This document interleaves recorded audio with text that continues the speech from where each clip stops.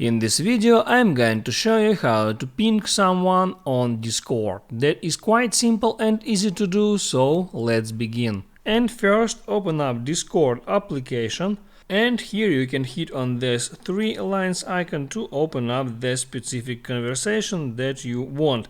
Now once you are on conversation, you can hit on message field to start typing a message, and there all you have to do to ping someone is to add sign, and this come up, and here you can select the person that you want to ping.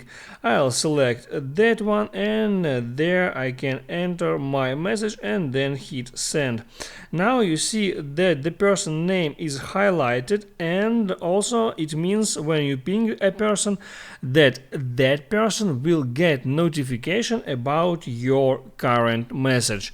That's how it works. If this video helped you out, don't forget to like and subscribe.